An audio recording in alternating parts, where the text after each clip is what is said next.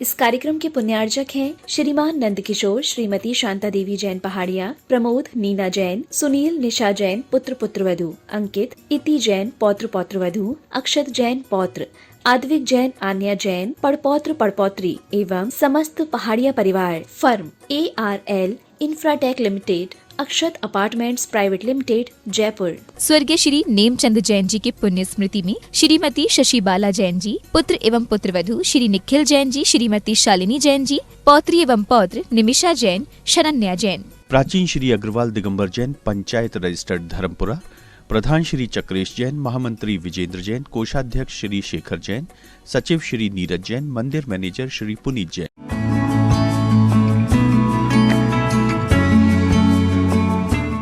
नमः श्री वर्धमानाय निर्दोत कलिलात्मनि सालोकानां त्रिलोकानां यद विद्या दर्पणायते। बोलिए पंच परमेष्ठी भगवान की जय। अब तक सम्यक दर्शन का विवेचन करते हुए रत्नकरंड श्रावकाचार्य नामक इस शास्त्र में जो चरणानुयोग का सबसे अधिक महत्वपूर्ण ग्रंथ है, उसमें बताया गया कि सम्यक दर्शन के समान अन्य कोई भी कल्याणकारी इन तीनों लोकों और तीनों कालों में नहीं है, और मिथ्यात्व के समान अकल्याणकारी भी कोई तीनों लोकों और तीनों कालों में नहीं है। अब सम्यक दृष्टि जीव कहां कहां उत्पन्न नहीं होता है, इसका विवेचन करते हुए आचार्य श्री ने अगले श्लोक की अवतारणा यहाँ की है, जिसमें ये बताया गया है कि जिस जीव को सम्यक दर्शन की उपलब्धि हो गई, वह जीव किन किन निम्न स्थानों में उत्पन्न नहीं होता है। सम्यक दर्शन शुद्धा, सम्यक दर्शन शुद्धा, नारक त्रयं नपुंसक स्त्रीत्वानि, नारक त्रयं नपुंसक स्त्रीत्वानि, दुष्कुल विकृताल्पायुर्, दुष्कुल विकृताल्पायुर्, दरिद्रतां च वृजन्ति नाप्यरतिकः, दरिद्रतां च वृजन्ति नाप्यरतिकः। सम्यक दर्शन शुद्धा नारग त्रयं नपुंसक स्त्रीत्वानि, दुष्कुल विकृताल्पायुर्, दरिद्रतां च वृजन्ति नाप्यवृतिका। आचार्य श्री समंत भद्र स्वामी सम्यक दर्शन की महत्ता का विवेचन करते हुए यह बता रहे हैं कि जो व्यक्ति निर्मल सम्यक दर्शन का धारी है, सम्यक दर्शन शुद्धा, सम्यक दर्शन से शुद्ध है, अर्थात जिसको आठों अंगों से परिपूर्ण, तीन मूलताओं से रहित और आठों मदों से हीन सम्यक दर्शन की प्राप्ति हो गई है। जो सम्यक दर्शन से निर्मलता को प्राप्त हो गए हैं, अर्थात शुद्ध सम्यक दृष्टि जीव। अब व्रति कहा, व्रत को धारण किए बिना ही, व्रत को धारण न करने पर भी, अपि भी, ऐसा होने पर भी, माने व्रत रहित होने पर भी, व्रतों का ग्रहण कब होता है? पंचम गुण स्थान में। इसका मतलब उसको सम्यक दर्शन की प्राप्ति तो हो गई, चतुर्थ गुण स्थानवर्ती है, लेकिन चारित्र मोहिनी के उदय में उसने वृत्त को बिल्कुल भी धारण नहीं किया है। अवृत्ति होने पर भी वो नारक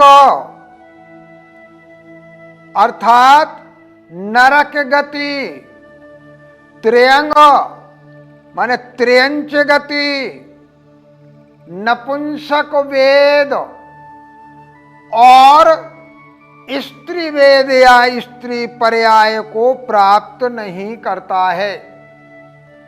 व्रत न ग्रहण करने पर भी अगर कोई सम्यक दर्शन से शुद्ध चतुर्थ गुण स्थानवर्ती भी है, जिसने एक देश व्रतों को भी धारण नहीं किया है, वह भी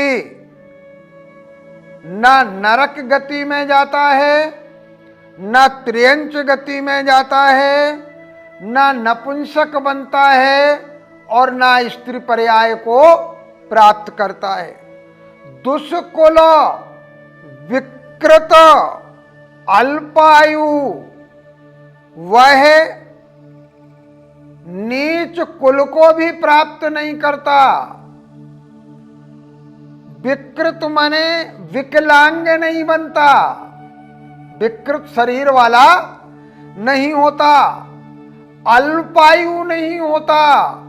अल्पायु का मतलब अंतर मुहूर्त में ही मृत्यु को प्राप्त हो गया, ऐसा नहीं बनता। और दरिद्रता च न विरजंती, वो दरिद्रता को भी प्राप्त नहीं होते हैं। ऐसे सम्यक दृष्टि जीव इस प्रकार की स्थानों पर उत्पत्ति को प्राप्त नहीं करते हैं। यहाँ एक बात समझ लेना कि जो दो प्रकार के जीव हैं, एक बद्धायुष्क हैं, एक अबद्धायुष्क हैं। एक ने आयु का बंध पहले ही कर लिया है, बाद में सम्यक दर्शन की प्राप्ति हुई है, और एक ने सम्यक दर्शन की प्राप्ति के बाद आयु का बंध किया है। तो जिन्होंने सम्यक दर्शन की प्राप्ति के बाद आयु का बंध किया है, उनके लिए ये नियम है। जिनकी आयु पहले बंध गई है, मान लो किसी की नरकायु बंध गई, तो जाएगा तो वो नरक में, लेकिन अगर उसे तीसरे नरक में जाना था तो अब वो पहले ही नरक तक जाएगा। ऐसे ही त्र्यंच आयु का उसका बंध हो गया, तो त्र्यंच आयु का बंध हो गया तो उसे कर्म भूमि का त्र्यंच बनना था। अब कर्म भूमि का त्र्यंच न बन के वो भोग भूमि का त्र्यंच बनेगा। नपुंसक और स्त्री पर्याय को वो प्राप्त नहीं करेगा, दुष्कुल नहीं होगा, विकलांगी नहीं बनेगा, अल्पायु नहीं बनेगा और दरिद्रता को भी प्राप्त नहीं होगा। तो ये जरूर समझ ले कि जिनके आयु का त्रिभाग में पहले बंद हो चुका है, जो बद्धायुष्क हैं, वो जाएंगे तो वहीं जिस आयु का उन्होंने बंद किया है, लेकिन उसमें भी उनको सम्यक दर्शन की प्राप्ति बाद में हो जाने पर कुछ रिलैक्सेशन मिल जाएगा। भैया जी, हम संसार में देखते हैं कि जो सच्चे देव शास्त्र गुरु पर सच्चा श्रद्धा करते हैं, फिर भी वो दरिद्र क्यों होते हैं? ऐसा क्यों? ये प्रश्न प्रायः कई बार उपस्थित होता है। इस समय जो गरीबी है वो पूर्व जन्म के कर्मों के परिणाम स्वरूप है। इस समय जो देव शास्त्र गुरु का सच्चा श्रद्धान कर रहा है, सुदेव का, सच्चे शास्त्र का, सुगुरु का, उसके कारण जो आश्रव हुआ और बंध को प्राप्त हुआ, उसकी जितनी स्थिति बंधी वह उदय आने में उस समय फल देगा। तो वो सम्यक दृष्टि जीव जो सच्चे देव शास्त्र गुरु का श्रद्धान कर रहा, उसका श्रद्धान जब उदय में आएगा तब उसके लिए नियम से अच्छा कुल प्राप्त होगा, ऐश्वर्य प्राप्त होगा, धन संपत्तियां प्राप्त होंगी, सभी प्रकार के साधन उसे प्राप्त होंगे। अभी जो प्राप्त हुआ है वो पूर्व कर्म के उदय से प्राप्त होने वाला है। इसलिए हमें ये विचार करना चाहिए कि यदि हम दरिद्र हैं तो निश्चित रूप से हमने पूर्व में कुछ ऐसा किया था। ओजस तेजो विद्या वीर्य यशो वृद्धि विजय विभव सनाथा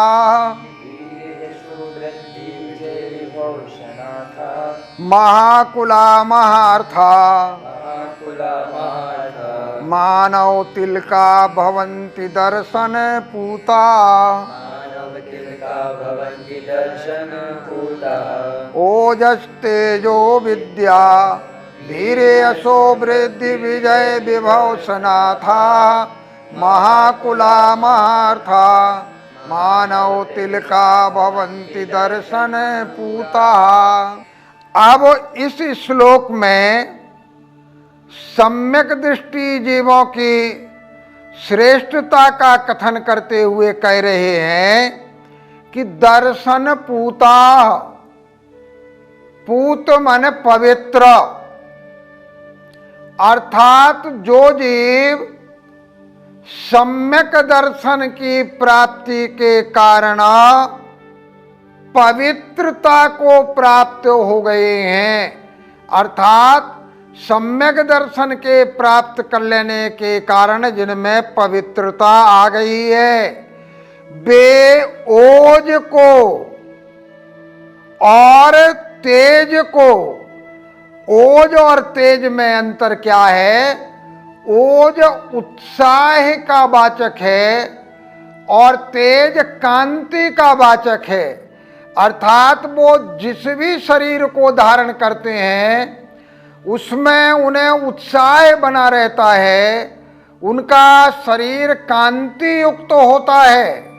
तो ओजा तेजा, विद्या माने उनका ज्ञान जिस क्षेत्र में भी है, शिल्पकारी में हो, अध्ययन अध्यापन में हो, किसी भी क्षेत्र में हो, वीर्य माने बल, शक्ति, सामर्थ्य, यश माने कीर्ति, वृद्धि माने प्रगति, उन्नति, विजय अर्थात शत्रु आदि से विजय को प्राप्त होना, और विभव माने वैभव अर्थात लौकिक समृद्धियों से वे युक्त होते हैं।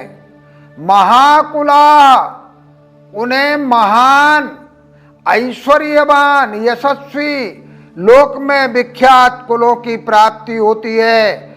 और महार्था, वो महान पुरुषार्थ वाले होते हैं, अर्थात चाहे धर्म के क्षेत्र में हो, अर्थ के क्षेत्र में हो, काम के क्षेत्र में हो या मोक्ष के क्षेत्र में हो, सभी क्षेत्रों में वो महान पुरुषार्थशील होते हैं। और अंत में एक शब्द का प्रयोग किया कि मानव तिलका भवन्ति, अर्थात मानवों में, मनुष्यों में वो तिलक के समान अर्थात श्रेष्ठ बनते हैं, सर्वोच्च स्थान को प्राप्त करते हैं। तो दर्शन पूता, सम्यक दर्शन से शुद्ध जीव उत्साह से युक्त होते हैं, कांति से युक्त होते हैं, विद्यावान विद्वान बनते हैं, शक्तिशाली होते हैं, कीर्ति उनकी जगत में फैलती है, उनकी निरंतर उन्नति होती है, वो हमेशा शत्रुओं से विजय को प्राप्त करते हैं और उन्हें इहलोक में प्राप्त होने वाला जो वैभव है वो सब प्राप्त होता है। उनका कुल महान होता है, महान पुरुषार्थशील होते हैं और सब मनुष्यों में वो श्रेष्ठता को प्राप्त करते हैं। ऐसे सम्यक दर्शन की महान महिमा है, अर्थात जिस जीव को सम्यक दर्शन प्राप्त हो गया वो जीव सभी मनुष्यों में सिरमौर बन करके रहते हैं। ऐसा आचार्य समंत भद्र स्वामी का कहना है। भैया जी, जो सम्यक दृष्टि जीव है उसमें इसके अलावा और भी क्या विशेषता पाई जाती है? कि आचार्य समंत भद्र स्वामी ने इस श्लोक में सम्यक दृष्टि जीव के प्राप्त होने वाले अनेक गुणों का विवेचन किया है। ये गुण केवल इतने ही हैं या इनके अलावा भी और गुणों की प्राप्ति सम्यक दृष्टि जीव को होती है। एक बात को बहुत स्पष्ट रूप से समझ लें कि ये सब उपलक्षण हैं। उपलक्षण का भाव समझें। आपने छत पर दही जमाने के लिए रखा कि गर्मी में जल्दी जम जाएगा। आपकी मां कह के गई कि काकेभ्यो दधि रक्षिताम, कौओं से इन दही की रक्षा करना। तो जितने कौवे आए उनको तो आपने भगा दिया, और बिल्ली आई तो बिल्ली को वो दही खा जाने दिया। वहां काक पद का अर्थ केवल कौवा नहीं था, वहां काक का अर्थ था कि जितने भी दही को नुकसान पहुंचाने वाले प्राणी हैं उन सब से इसकी रक्षा करना। ऐसे ही यहां जो गुण बताए केवल उतने ही गुण नहीं हैं, वो उन सब के उपलक्षण मात्र हैं। जैसे जो उत्साह संपन्न होगा वो आलस्य रहित होगा, दीर्घ सूत्री नहीं होगा।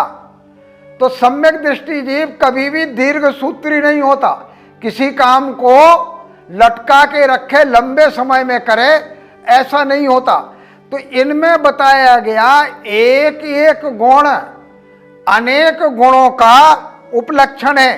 तो इस प्रकार से जो आचार्य समंत भद्र ने गुण वर्णित किए हैं वे गुण तो हैं ही, उनके अलावा भी इन्हें उपलक्षण मान करके अन्य जो गुण हैं वो भी गुण उसे प्राप्त हो जाते हैं, ऐसा समझना चाहिए। क्योंकि कथन जितने भी हैं वो प्रधानता के आधार पर ही होते हैं। बोले द्वाद सांग जनवाणी माता की जय।